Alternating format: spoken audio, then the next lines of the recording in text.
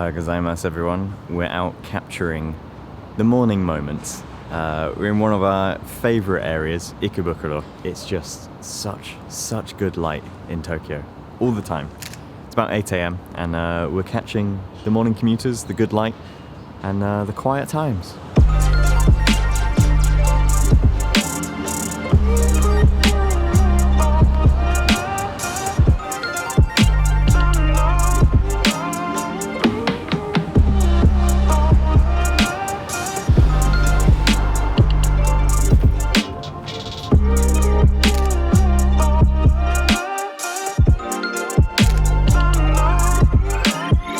We actually very rarely get to come out like super early morning in Tokyo, just because where we're staying with Ellie's dad is it's about an hour or so to get into some of the major areas.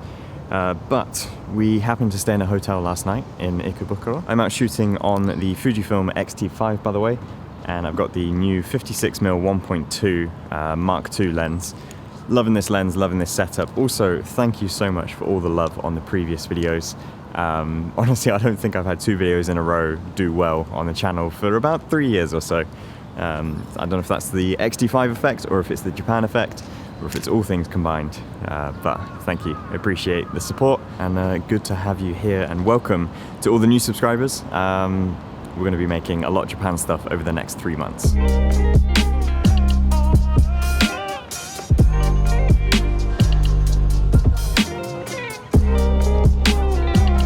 Ohayou gozaimasu! Ikebukuro! So Ikebukuro is actually one of my favourite areas of all the metropolitan sort of major areas of Tokyo, and Tokyo being one of, if not, well, arguably the world's busiest city, depending on which way you measure it. Ikebukuro is actually, I believe, the 3rd busiest train station in the world. It's just insanely busy all over, yet oddly kind of quiet and rhythmic. I say quiet and then this pipes up, but yeah, surpassed by Shinjuku and Shibuya stations, Ikebukuro is the 3rd busiest in the world. So Ikebukuro is not my favourite just because of the train connections, although that is definitely a big factor. If you remember back in 2019, I made a video about railway photography, of all the sort of road level crossings and other stuff. That was all around this area and surrounding neighbourhoods. And that's actually one of my favourite vlogs ever, so I definitely recommend going and watching that if you want a bit of nostalgia. I may even try and remake that with some new styles and new techniques, and yeah, see how that goes. But yeah, Ikebukuro has kind of everything, like good entertainment value, good shopping. There's really nice light and buildings here. Like aesthetically, I really enjoy it. The light in Japan just hits differently anyway, but here it's got like a soft, I don't know, there's something hazy but sharp about it. And it really is chromey when I say that urban chrome is Japan. That's what it's based on. And then there's really good food options. There's so much here. Not only that, but it's kind of like a neighborhood feel. Even though it's a massive area, as a city on its own, it's probably up there as one of the most populated. But I feel like a lot of people don't really travel here. It's kind of like a major thing that's hidden in plain sight. So don't ruin it.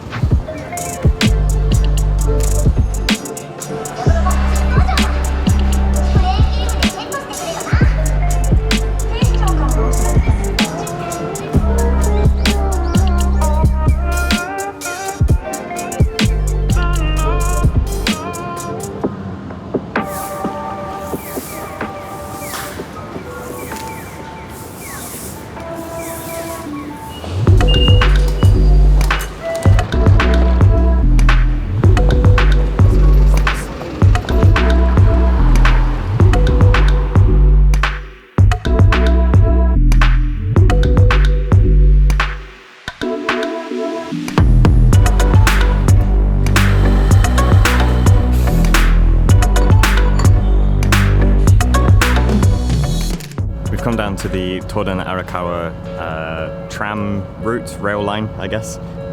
This was one that I've been wanting to see for about 3 years or so, because it has a very cute little tram that comes through, and it actually goes all the way up around to the north east of the city, which is what I marked and saved on my maps. and didn't realize that it came all the way through Ikebukuro, which makes sense why so many people mentioned it in that previous rail crossing video that I mentioned. Yeah, just a cute little commuter tram, and that's one of the things I love about Tokyo, is that because it is the world's busiest city, it's also probably the world's best connected city across all sorts of different transport, including these little trolleys. Isn't that cute?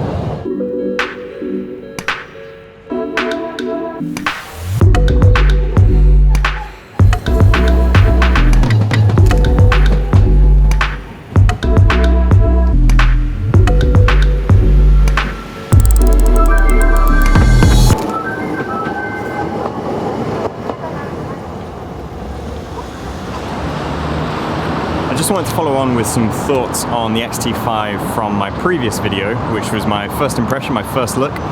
Thanks to everyone who has watched that, and it's been interesting seeing the discussion and all the feedback, because I mentioned in that video to leave your feedback for Fujifilm, because I know they'll be watching it. In fact, I've sent them the link, and they do appreciate all the comments there. It's been kind of interesting because it has been very polarizing with this screen. There's a lot of people loving the return to the tilt screen. There's a lot of people who are like, why? The flip screen was good. So, you know, from a buyer's perspective, at least there's choice now with the X-H2 and the T5. But anyway, there was one thing I wanted to talk about, which annoyingly I forgot to mention on the day, and that is about the autofocus performance. And this is very similar to the X-H2, which I used a lot in New York. And let me say this. So, when I was in New York, between the X-H2 and the X-H2S, I found myself gravitating towards the X-H2S way more frequently, and I think it's because the autofocus is actually noticeably faster. It does way more processing, and it just tracks things faster. Now, that's not to say that the X-H2 and the T5 are slow. They are pretty rapid and pretty good with their autofocus. I just found that the S on the X-H2S, with that stacked sensor, the faster readout, it's just really rapid. It's really good. That being said, I haven't really had any issues with the autofocus today using the 56mm. I do put it into the wide tracking mode. Do I use the tracking mode actually? Yeah, so I do use the wide tracking mode, which is similar to the zone mode, where you can still move the box around, but when you half press and hold it, it will track whatever object is within that box all the way up until the minimum focus distance. And I find that works best with this lens. So I'm able to reel off a load of shots, and I've been using continuous low, which I think I've set mine to 5 frames a second. Whilst we're talking of feedback for Fujifilm though, what I would love to see is a button, or at least the ability to customize one of the buttons to toggle between the tracking modes of person, animal, train, bike. Much the same that you can toggle the eye tracking and the face tracking on and off. I'd like to be able to just toggle through each of the subjects. It makes it far quicker than diving into the menus, especially for things like this where I'm taking pictures of the trains as they're coming through. I want to be able to just go bing, bing, bing, train.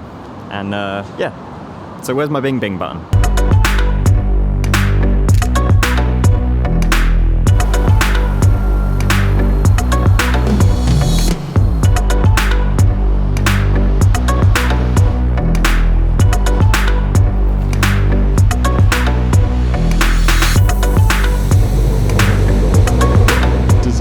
By the city. Thank you.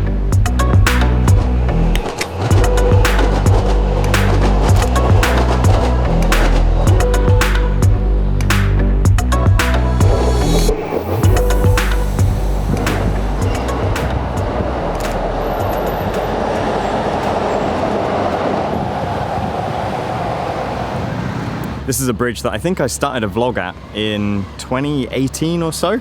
It's got a great view of the Skytree. The lighting's not kind of just right. There's quite harsh lighting. We're getting towards middle of the day now. We are almost at the end of the morning. But it's still just a great view. It's nice to see. And the Skytree just sits absolutely giant way out there. It's a massive structure. So those are the morning moments, and now it's time to get on with my own day. I hope you've enjoyed this Start to the Japan series. As I mentioned, we're going to be here for 3 months and beyond. So catch you in the next video super soon. Thanks for watching. See you later. Bye bye.